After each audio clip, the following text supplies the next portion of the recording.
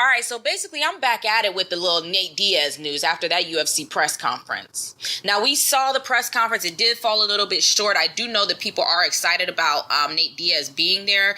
Nate Diaz basically just coming back to the UFC to fight. You know, people are excited about that. I'm excited to see him back in there. Now, Nate Diaz is a very confusing character. He's an extremely confusing character because during the promo, when they were actually playing the promo for the Khabib, for the Conor-Khabib matchup, Nate Diaz got up and he stormed off of he stormed off stage, basically. Got up and walked off stage. And then after that, he puts out a tweet that says, "I'm not fighting on that show. Fuck the UFC." That's the tweet. He put that tweet out that said he's not fighting on that card. F the UFC. And then Dustin Poirier put out a card and said, "I ain't fighting on that show either. F the UFC." F the UFC. So the thing about it is I didn't know that they were going to be on that card in the first place. What I'm reading is that Nate Diaz, Dustin Poirier, is set up to be on UFC 230 on November 3rd. The 229 card is on October 6th. So I'm not sure if what news is real news right now or what news is just, or somebody's getting something confused at the moment. Somebody is getting something terribly confused. I don't know. I mean, that would be a stacked card if Nate Diaz, Dustin Poirier is on the same card with Conor McGregor and Khabib. But if they are going to be on the same card, look, like I said, I'm confused. I didn't know they were going to be on the same card in the first place.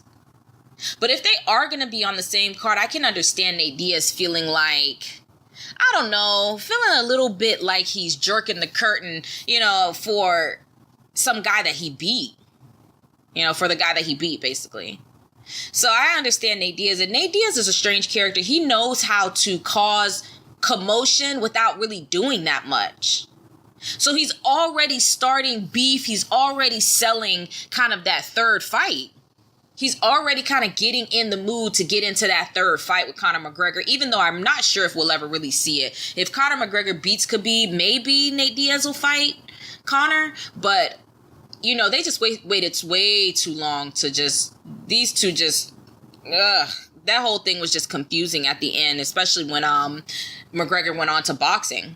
So what I can say is usually people are looking to be on the most exciting card in the UFC.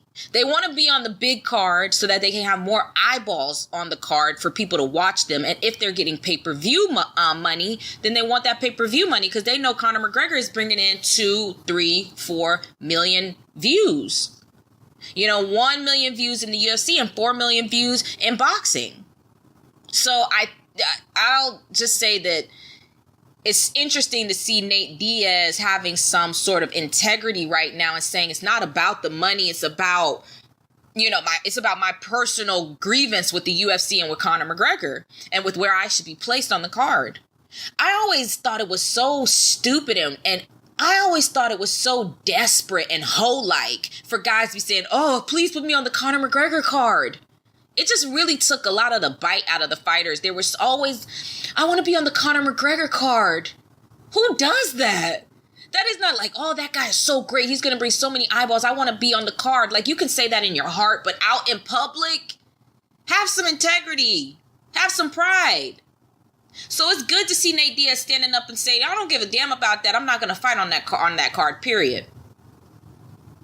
And now the next thing that I'll say is Nate Diaz is confusing. I'll go ahead and say it again because I actually was very disappointed in Nate Diaz recently when Conor McGregor threw that chair into the bus and he was attacking the buses in New York City.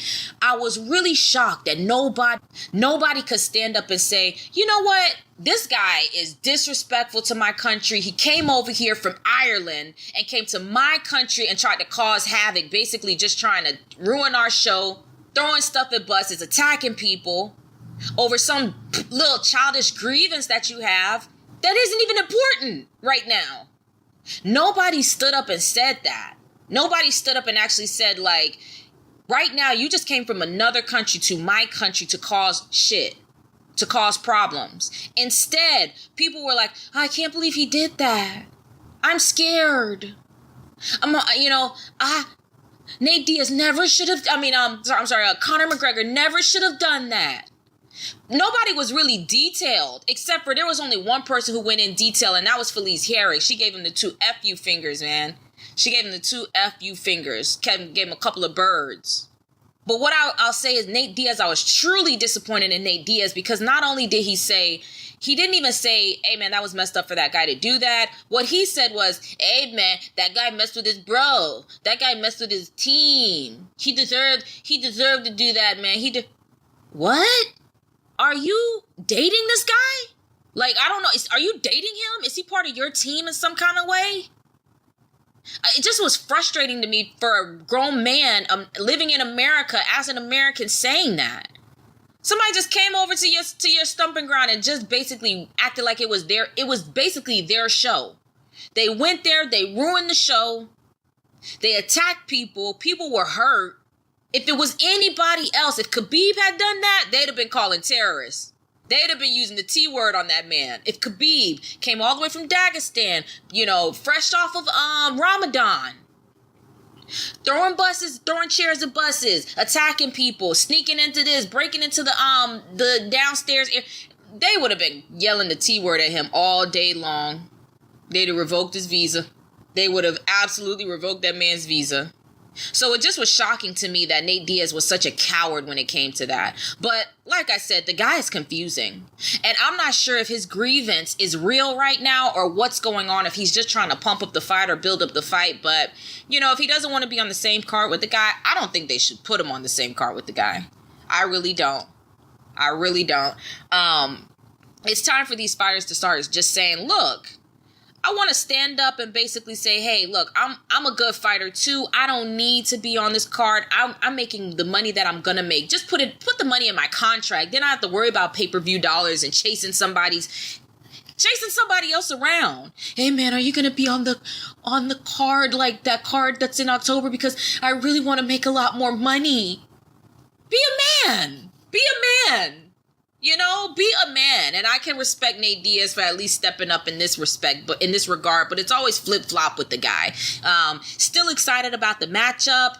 Excited about the build-up that's kind of getting going. Not necessarily on Dustin Poirier's side, but the build-up for Nate Diaz is kind of coming back. So we'll see. Let me know your thoughts in the comment section. I know you guys have some thoughts about this one. Is Nate Diaz gone absolutely El Pollo Loco?